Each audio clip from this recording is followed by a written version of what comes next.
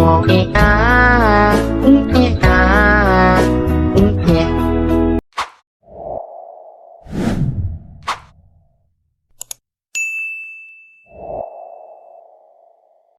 yang ngebuat Rani shock, ini yang nggak pernah si Rani lupakan seumur hidupnya, Wak. Pada saat pintunya tuh terbuka, disitulah Rani merasakan hal yang tidak pernah dia alami sebelumnya dan nggak akan pernah dia lupakan seumur hidupnya. Hai, wassalamualaikum warahmatullahi wabarakatuh. Terima kasih sudah klik video ini. Seperti biasa di malam Jumat ini aku datang lagi menemani kalian dengan membawakan satu kisah horor Wawa part 234 yang memang sempat ketunda penayangannya, Wak. Gara-gara soal perizinan yang baru dikasih tahu setelah video itu siap diproduksi. Ya, jadi gagal yang kemarin naik, udah aku syuting dapat segala macam. Ya udahlah kita naikin aja yang udah selesai syuting dulu, makanya 236 dulu yang naik kemarin kan. Yang 234 baru aku syuting lagi. Ya, enggak apa-apa loh. Ini kalau aku boleh pesan, kalau aku boleh request nih buat kalian yang pengen berbagi kisah horor, tolong minta tolong soal perizinan itu dikelirkan dulu, Wak, sebelum mengirimkan kisahnya ke kita ya kan. Kalau misalnya kalian notice nih, dari dulu pertama kali ada KHW, Wak, itu udah aku tulis di description box, mengirimkan kisah ke email kita itu sudah berarti siap kalau seandainya kisahnya ditayangkan kapan aja gitu. Dan itu pun kalau misalnya kisahnya udah kita pilih nih, kita bakal nanya lagi sampai 3 kali, kita verifikasi udah betul, udah oke ya, kita tayangin ya. Itu 3 kali, Wak, kita tanya tuh. Jadi mohon, Wak, tolong gitu. Aku juga punya tim, aku nggak kerja sendiri ya kan. Awak juga udah pontang panting juga ngedit lagi kisahnya, syuting lagi ya. Syuting kayak gini ini bukan 1-2 jam, Wak, bisa 3 jam ngeditnya lagi ya kan, nyari materinya lagi ya. Jadi itu tuh butuh waktu dan tenaga. Dan apabila kita tahu itu tidak boleh ditayangkan, kayak mana lah tuh jadi awak ya. Tapi nggak apa-apa, semoga ini nggak terjadi lagi ya. Tolong minta tolong kebijaksanaan kalian buat yang ngirimin kisah nih, oke? Nah oke, Wak, jadi nih di KHW part 234 ini aku akan menceritakan sebuah kisah horor yang berkaitan dengan kehamilan, Wak, khususnya tentang janin. Teror yang dialami sama Wawa aku ini terjadi ketika salah satu sahabatnya meninggal dunia secara misterius.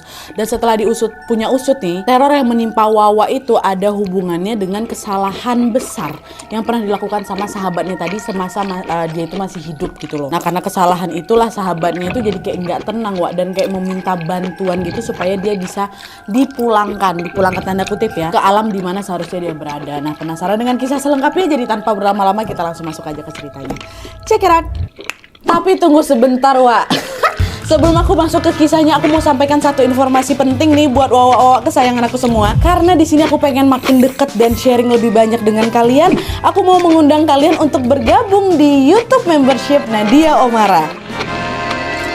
Dengan menjadi YouTube memberku setiap bulannya, Wak, kalian akan mendapatkan pertama, tambahan 1 konten eksklusif dengan experience baru yang tidak biasa. Terus ada kalanya juga nih, konten eksklusif ini bisa menjadi tempat aku dan tim bisa lebih bebas berekspresi lagi tanda kutip, dan juga menyampaikan informasi detail yang tidak bisa kami sampaikan di konten-konten biasanya. Dan selain itu kalian juga akan mendapatkan badges khusus di samping nama akun YouTube kalian, dan juga nantinya kalian bisa saling komen dengan berbagai emoji khusus khas Nadia Omara Channel. Tapi ini nggak ada paksaan, Wak, ya, buat kalian yang mau-mau aja. Cara bergabungnya juga gampang sekali, Wak. Kalian tinggal langsung masuk ke halaman channel YouTube Nadia Omara, lalu klik tombol join atau gabung. Dan kalau sudah, kalian tinggal langsung melakukan pembayaran melalui dompet digital yang kalian punya. Udah selesai. Selamat bergabung dan selamat menikmati konten eksklusif dari kami di YouTube membership Nadia Omara. Kita tunggu kalian di room members only ya.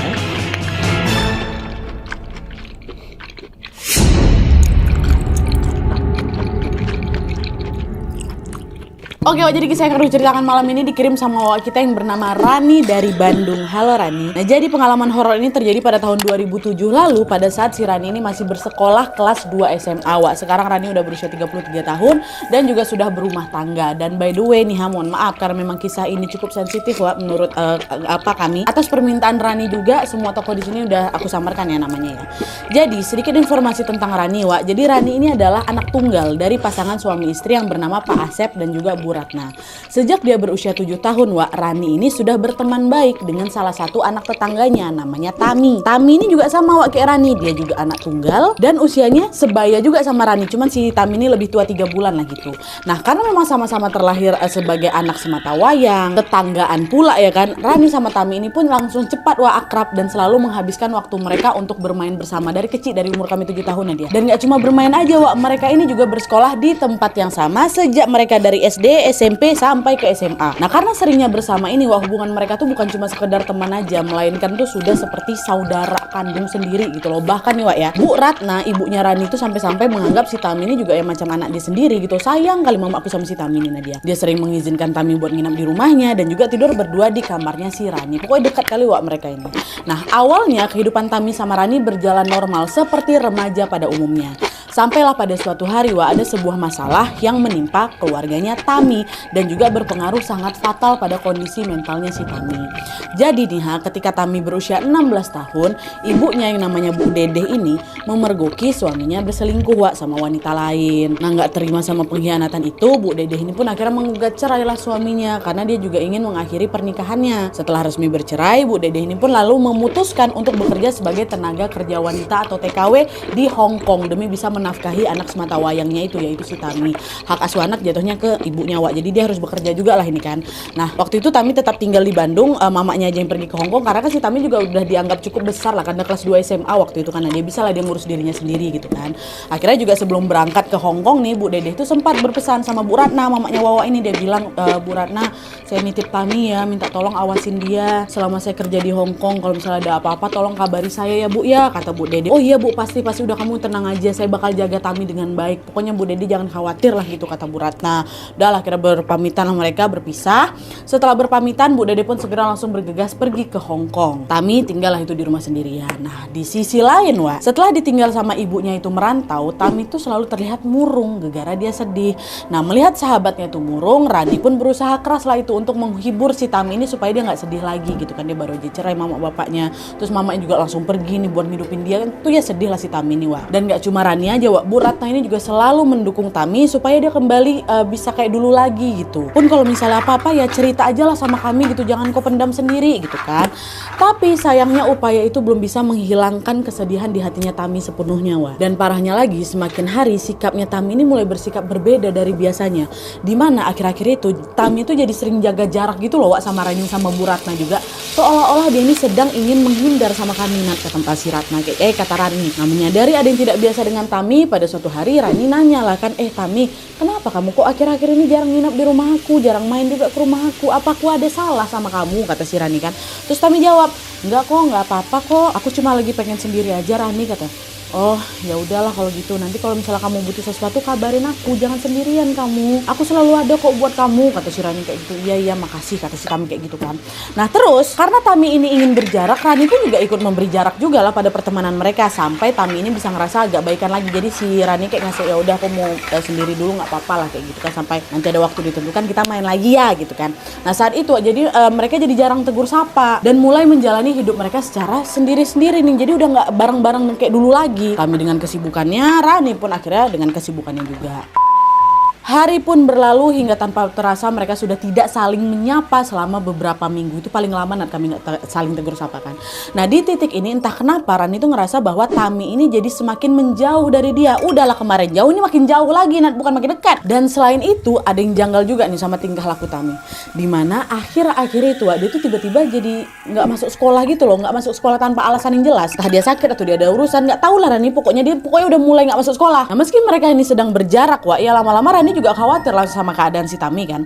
Akhirnya pada suatu sore sepulang sekolah, Wak, Rani berinisiatif untuk ngejenguk si Tami di rumahnya. Nah, by the way nih, Wak, ya meskipun mereka bertetangga, rumahnya Rani sama Tami tuh nggak yang mepet rumah gitu loh. Lokasinya ya agak berjarak beberapa rumah lah. Gila si Rani ke tempatnya si Tami itu kan. Nah, sesampainya di rumah Tami, Wak, Rani nengok pintu rumah Tami terkunci rapat. Rani panggil lah kan, Tami, nggak keluar si Tami. Nggak berhenti di sana, Rani pun berusaha nelpon Tami. Nomornya juga nggak aktif. Panik lah si Rani. Ini nih Tami kemana nih? Kok tumben dia nggak ada kabar nih?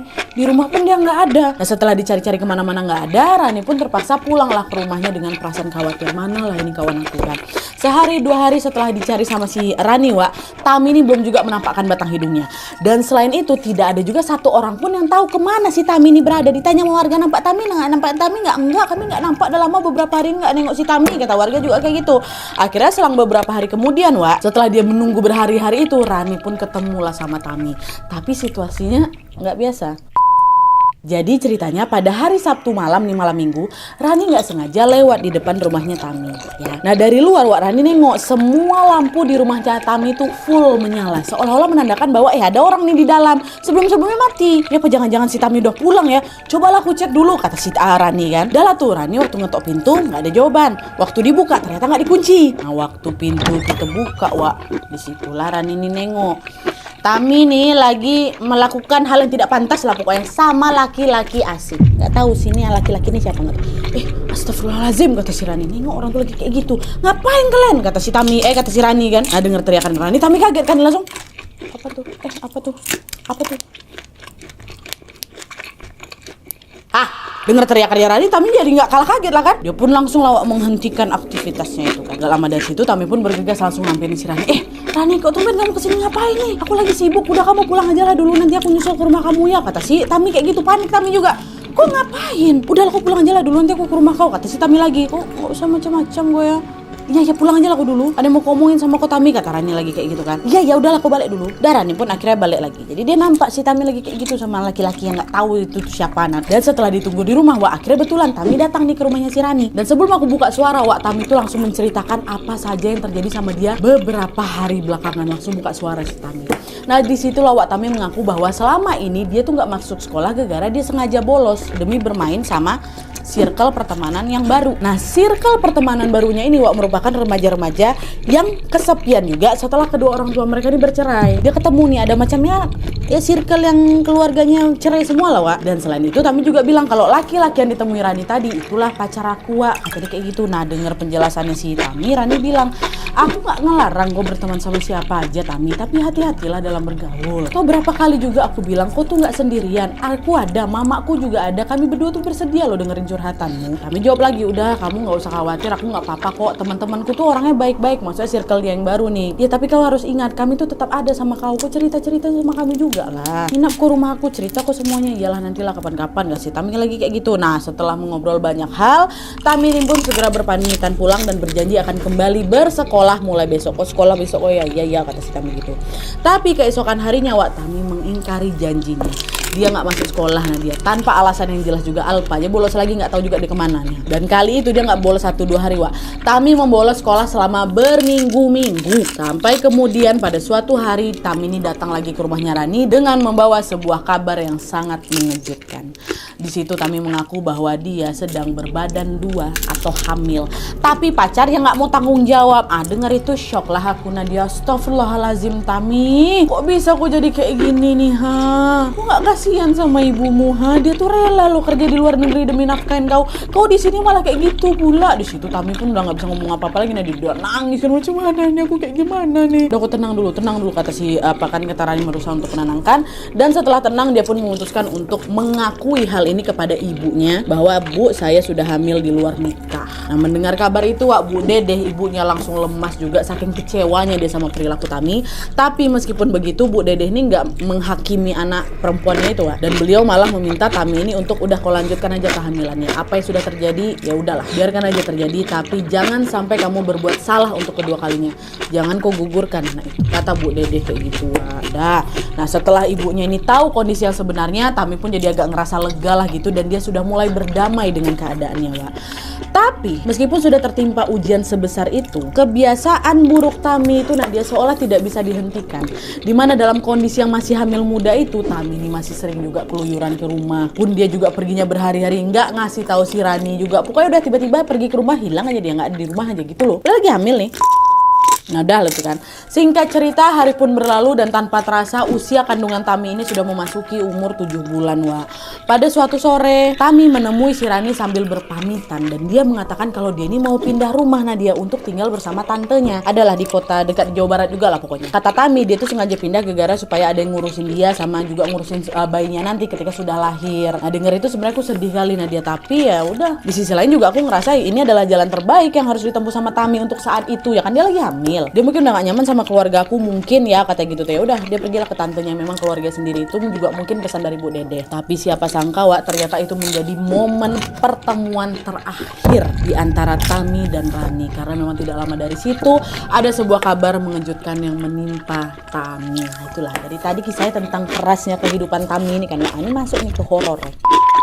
Nah jadi Wak, 2 minggu setelah Tami itu berpamitan sama si Rani nerima telepon dari tantenya Tami ini, yang dia pergi tinggal ke tempat tantenya ini loh. Dan tantenya mengatakan bahwa Tami beserta bayinya baru saja meninggal dunia. Apa nggak langsung shock aku tuh. Nah Tami meninggal sama anak juga. Hari itu juga Rani sama mama sama keluarga kami juga bahkan tuh bergegas langsung pergi ke rumah tantenya Tami untuk bertakziah. Nah sesampainya di sana Rani ikut juga mengantarkan jenazah sahabatnya itu ke peristirahatan terakhirnya Wak. Dan setelah Tami dimakamkan, Rani pun nanyalah tentunya sama tantenya, Rani kenapa tante, dia sakit apa? Bukannya dia sehat-sehat aja? Tantenya jawab, itulah dia Rani. Tante juga heran, Tami ini sakitnya aneh, tiba-tiba. Kata, hah? Ada kayak gimana nih maksud tante? Nah dari situ Wak, tantenya ini akhirnya cerita bahwa ternyata Tami itu baru sampai di rumahnya sekitar 2 hari lalu. Padahal pamit sama Rani udah 2 minggu yang lalu kan. Dia baru nyampe 2 hari kemarin nih ha. Pun waktu dia nyampe di rumah tante, Tami itu udah dalam kondisi kesian Wak, badannya lusuh, wajahnya pucat, dan seluruh tubuhnya, mohon maaf, bau amis Wak. Waktu itu tantenya sempat ngajak Tami buat diperiksa ke dokter, tapi Taminya nolak, nggak usah tante, kata gitu. Nah barulah nggak lama dari situ si tante ini dibuat kaget karena tiba di 2 hari setelah kejadian si Tami itu datang, Tami langsung meninggal dunia di atas kasurnya. Entah kapan dia meninggalnya Wak. Pokoknya si tante ini datang-datang nengok Tami itu udah nggak bergerak, meninggal 2 hari setelah dia datang. Nah apa nggak aneh tuh ha? Tante nggak tahu loh, memang nggak sempat dibawa ke rumah sakit, orang dia nggak mau. Tante pikirnya udah sakit biasa aja. Nah, meski merasa janggal di sini Wak, tantenya tetap menganggap bahwa ya sudah, kematiannya Tami ini kemungkinan ya gara-gara dia sakit itu. Ini nggak ada mikir macam-macam nih Wak. Tapi di sisi lain, disinilah Rani ngerasa aneh. Tami kan udah ninggalin Bandung sejak apa? 2 minggu yang lalu kan. Nah, terus dari 2 minggu sampai dia datang ke tempat tantenya ini kan ada jarak kurang lebih hampir 12 hari nih. Dia kemana nih selama ini nih? Pertanyaan itu yang terus berkecamuk di kepalaku Nadia katanya. Dan sayangnya saat itu Rani nggak kunjung menemukan jawabannya. Gara-gara Rani pun bingung. Aku harus tanya sama siapa? Aku nggak kenal sama circle barunya Tami. Aku nggak kenal siapa orang lagi dekat sama dia. Orang Tami juga udah nggak cerita sama aku berbulan-bulan ya kan. Jadi waktu itu posisinya bingung nih, kenapa nih Tami, aku harus cari tahu kemana nih. Tapi ya udahlah, singkat cerita setelah bertakziah di rumahnya tantenya si Tami ini Wak, Rani dan juga keluarganya berpamitan lah untuk pulang ke rumahnya yang ada di Bandung. Dan sesampainya di Bandung ini, disinilah Wak, Rani mulai diganggu. Ya. Nah jadi Wak, beberapa hari setelah Tami itu meninggal dunia, Rani ini mulai merasa ada yang nggak beres di dalam rumahnya Wak. Setiap malam tiba, dia ini sering mendengar samar-samar suara wanita lagi nangis. Dan gak cuma itu aja, ketika Rani ini sedang tidur, Rani sering merasa ada sebuah tangan yang ngelus-ngelus rambutnya. Ya kan? Awalnya Rani gak begitu mempedulikan gangguan-gangguan itu Wak. Dia pikir, oh ya udah aku salah dengar, oh ya aku cuma lagi gak sadar aja kali gitu. Tapi semakin dibiarkan, gangguan-gangguan tuh makin menjadi-jadi. Puncaknya tuh pada suatu hari ada 5 orang teman sekolahnya Rani lagi main ke rumahnya si Rani. Di sana mereka ngobrol-ngobrol lah seperti biasa tanpa ada keanehan apapun Wak. Tapi ketika mereka membahas tentang Tami, entah kenapa hawa di rumah aku tuh Nadia tiba-tiba berubah nggak enak. Ini kan kawan-kawannya juga kawan-kawan Tami dulu kan, ngomongin Tami langsung nggak enak nih suasananya. Tapi meskipun begitu mereka nggak begitu peduli Wak, dan masih lanjut lagi nih bahas tentang Tami semasa dia masih hidup dulu. Lalu di tengah obrolan itu salah satu temannya Rani bilang, Desi namanya kan, dia bilang gini, udahlah kamu nggak usah sedih terus Rani, nggak usah mikirin si Tami terus. Toh teman kamu juga nggak cuma Tami aja kan, ada kami kok yang bakal selalu nemenin kamu juga, kata Desi kayak gitu. Nah setelah Desi ngomong kayak gitu Wak, tiba-tiba datang angin berembus kencang kali zurr gitu sampai terbuka pintu rumah aku Nat. Dan yang ngebuat Rani shock, ini yang nggak pernah si Rani lupakan seumur hidupnya Wak. Pada saat pintunya tuh terbuka, disitulah Rani merasakan hal yang tidak pernah dia alami sebelumnya dan gak akan pernah dia lupakan seumur hidupnya. Jadi pada saat pintu terbuka, kan kena angin pintu terbuka, samar-samar Rani tuh kayak apa ya, macam dapat penglihatan gitu loh Wak. Dimana dia melihat Tami sedang diseret, aduh merinding, diseret oleh 2 sosok makhluk bertubuh besar, hitam, berkulit kasar, dan setengah tubuh mereka tuh macam melayang Nadia. Itu yang ku tengok. Di penglihatan itu Rani melihat tatapan sedih Tami seolah dia sedang meminta pertolongan. Nah, melihat pemandangan semengerikan itu Wak, seluruh tubuh Rani ini juga kaku. Dia mau teriak tapi suaranya nggak bisa keluar. Tuh dia nengok tuh. Kayak gitu Wak. Dengan gemetar Rani pun berusaha membaca doa-doa dalam hatinya. Dan gak lama kemudian pingsan Rani. Rani pingsan waktu itu kurang lebih 2 jam ya kan. Dan ketika dia bangun dia sudah dikelilingi sama keluarga dan juga kawan-kawannya tadi. Nengok Rani udah sadar, mereka nanya, kamu kenapa Rani, kenapa kok kamu tiba-tiba pingsan? Kawan-kawannya kan gak tahu nih. Dan disitulah Wak, Rani pun akhirnya menceritakan penglihatan yang dia tengok waktu itu buka tuh. Dengar itu, Bu Ratna Mama Rani berusaha langsung menenangkan Rani dan juga berkata bahwa kemungkinan apa yang dilihat Rani itu ya udah itu cuma halusinasi aja. Sebenarnya di situ aku juga pengen ngebantah kali Nadia, tapi gegara aku sendiri pun nggak yakin dengan apa yang kulihat tadi. Orang nggak pernah kayak gitu sebelumnya kan. Atau mungkin gegara aku juga kepikiran sama Tami. Rani pun ya cuma bisa mengiyakan aja. Oh iya mungkin aku lagi halusinasi, gegara aku sering kepikiran Tami nih. Tapi anehnya Wak, setelah kejadian itu tuh situasi di rumah aku Nadia makin hari makin mencekam. Dan puncaknya pada suatu hari ada sebuah kejadian mistis yang menjadi jawaban atas semua pertanyaan Rani tentang kematian Tami selama ini. Terungkap nih akhirnya ya. Nah jadi Wak, pada suatu hari ada salah satu saudaranya Rani yang bernama Bi Susi lagi bertamu ke rumahnya si Rani. Jadi ini tantenya si Rani lah kan. Nah awalnya nggak ada yang aneh Wak, waktu tante tuh datang. Sampai ketika habis maghrib, Bi Susi ini tiba-tiba nangis. Sedih kali suaranya dia. Sambil macam ditundukkannya kepala kayak gitu. Nah denger itu heran lah keluargaku. Kenapa Bi? Kenapa kamu tiba-tiba nangis? Kamu kenapa gitu? Nah mendengar itu Bi Susi ini menjawab dengan suara pelan Wak.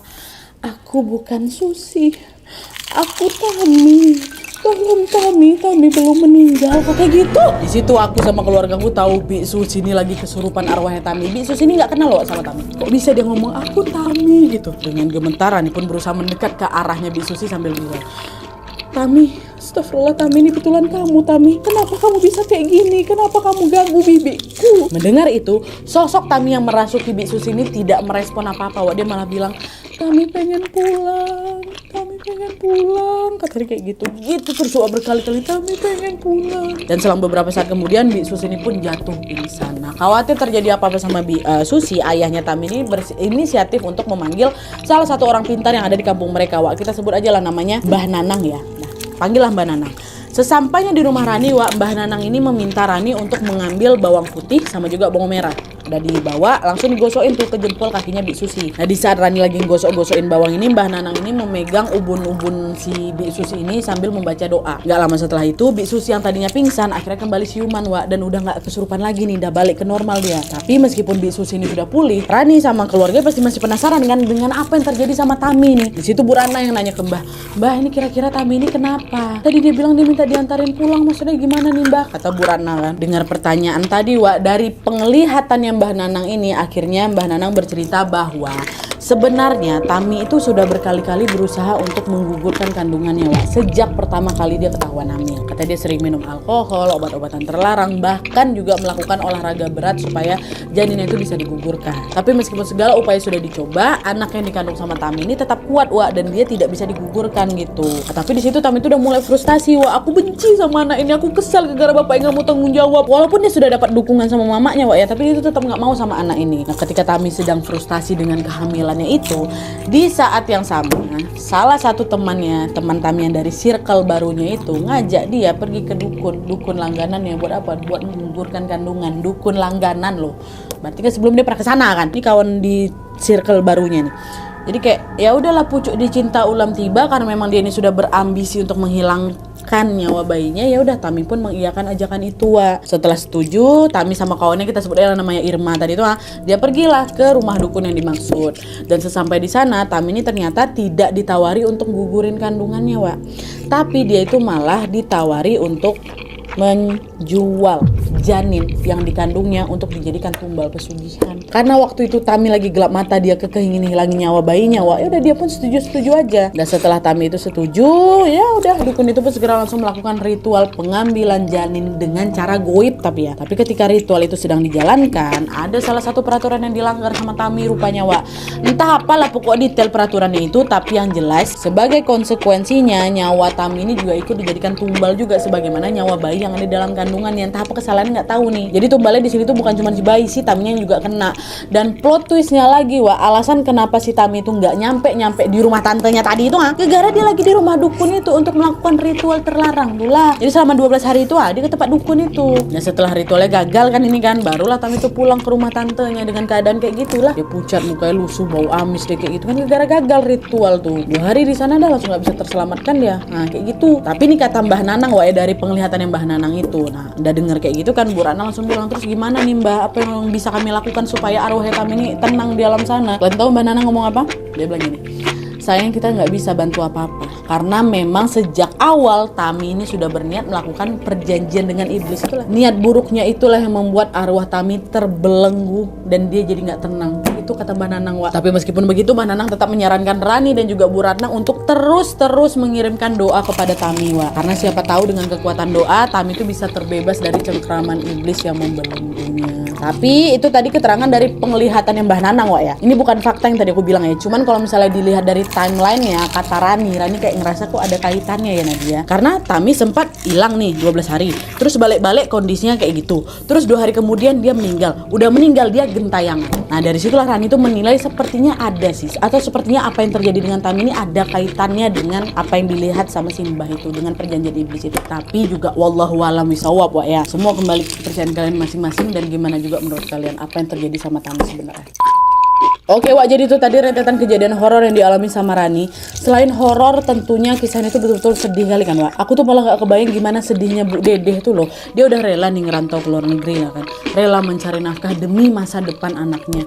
Malah anaknya jadi terjerumus dalam pergaulan bebas kayak gitu. Nggak bebas lagi, Wak, hitam bahkan ya kan. Seandainya saja Tami ini nggak kenal sama circle barunya tuh yang mungkin circle nakal lah ini kan. Semenjak sama circle itu dia jadi nggak sekolah, dia jadi sering mabuk-mabukan, dia ngerokok juga. Udah hamil disuruh gugurkan pula di dukun langganannya. Berarti kan circle itu tuh nggak sehat kan. Kalau dia nggak masuk ke circle itu, Wak, kalau dia udah ketemu sama teman-teman yang baik, mungkin Tami juga masih hidup sampai sekarang ya kan. Tapi terlepas dari kesalahannya, Wak, kita doakan saja semoga almarhumah Tami dimaafkan segala kesalahannya dan diampuni segala dosa-dosanya. Dan semoga kisah ini tentunya juga bisa menjadi pembelajaran bagi kita semua untuk berhati-hati dalam bergaul dan juga memilih teman, Wak ya.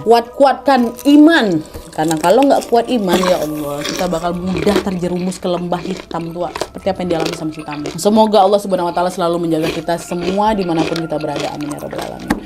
Oke, Wak, jadi Rani terima kasih ceritanya. Buat kalian juga pengen berbagi kisah horor, boleh langsung kirim aja ke kisahhororwawa@gmail.com, sertakan nomor WhatsApp sama Instagram kalian supaya nanti kami gampang hubungin kalian kalau misalnya kisah kalian di-up di video selanjutnya. Kalau kalian suka video ini, klik like-nya, jangan lupa komen di bawah video dan saran-saran untuk video selanjutnya. Jangan lupa nyalain notifikasinya supaya kalian tahu kalau aku upload video baru. And as always, jangan lupa untuk klik tombol subscribe supaya kalian sama-sama tahu informasi menarik dan menegangkan dari channel aku. See you next video, Wak. Bye.